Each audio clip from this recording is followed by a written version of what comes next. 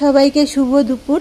তো আজকে অনেক দিন পরে ঠাকুরের পায়ে ফুল দিলাম। কদিন থেকে ঠাকুরকে ঠিকঠাক ফুলই দেওয়া হচ্ছিল না। আমি যেহেতু দিতে পারিনি, বরমশাই তো এমনিতেই ঠাকুরকে ফুল দেয় না, বললেও দেয় না। ওর ঠাকুরের সঙ্গে কী যে রাগ জানি না। তো আমি এই দিলাম আজকে। আর ঠাকুরের জায়গাটা কেমন লাগছে একটু কমেন্টসে জানিও। আর রান্নাঘরটা দেখো কমপ্লিট হয়ে গেছে, কালকে রাতেই সাদা সিমেন্ট লাগিয়ে পুরো কমপ্লিট করে ফেলেছে। তো আজকে আমি আমার মতন গুছিয়ে নিয়েছি। তো তোমরা জানিও কেমন লাগছে। আর দেখতে কিন্তু খুব সুন্দর লাগছে, অনেকটা জায়গা হয়েছে। আর দিদা দেখো দুটো তাক হয়েছে, আর কিভাবে জিনিসপত্র রেখেছি সেটাও দেখো। আর কি ভুল টুল হলেও বলো তুমি। দিদা বলছে তুই ভিডিও করিস, ভিডিওতে পুরোটাই দেখাস না, আমি দেখতেই পাই না কিভাবে করলি না করলি, খালি টালিগুলোই দেখতে পাই। খুব সুন্দর লাগছে টালিগুলোর নিচে কি করলি দেখতে পেলাম না। তো দেখো, আর নিচটা এখনও বাকি আছে, মানে হোয়াইট সিমেন্ট দিয়ে পুরো সাদা করা হবে। তো এখন আপাতত আমার খুব রান্না করতে অসুবিধে হচ্ছে, তাই আমি আমার মতন গুছিয়ে নিলাম, রান্নাটা করতে হবে। তো আজকে প্রথম গ্যাসে আমি করব হচ্ছে চা।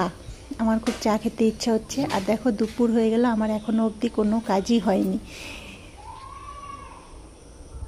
রান্না টান্না কিচ্ছু হয়নি এখনও অবধি।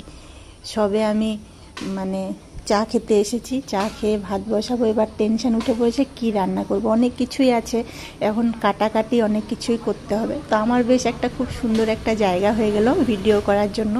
আর সত্যি বলতে আমরা যারা হাউসওয়াইফ, যারা ঘরে থাকি, আমাদের না রান্নাঘর আর নিজের ঘর, এই দুটো জিনিস আমাদের জন্য ইমোশন। কিভাবে পরিষ্কার রাখবো, কিভাবে গুছাবো, কিভাবে জিনিস রাখবো, কার কীরকম জানি না, আমার কিন্তু খুব, আমার এখন এই রান্নাঘরের পিছনেই আমার এখন কত দিন যাবে। কিছু কিছু জিনিস কিনবো, কিনে একটু সুন্দর করে সাজাবো। যেহেতু ভিডিও করি, সবার ভিডিও দেখি, আমারও ইচ্ছে হয় আমার রান্নাঘরটাও সেরকম করেই সাজাবো। তো তোমরা জানিও তো রান্নাঘরটা কেমন লাগছে। তো চাটা খেয়ে এবার রান্না করব। কি রান্না করব ভাবছি, মিষ্টি কুমড়ো আছে, বাঁধাকপি আছে, মাছ আছে। তো আমি বুঝতে পারছি না কি রান্না করা যায়।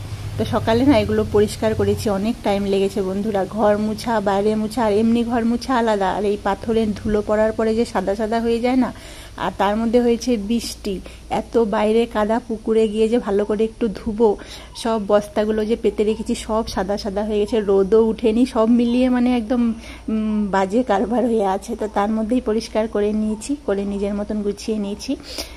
আর গ্যাসের যে পাইপ ঢুকানোর ওই জায়গায় ফুটোটা করা হয়নি, সেটা করে দিয়ে যাবে। তো তোমরা জানিও তো কেমন লাগলো আমার রান্নাঘরটা।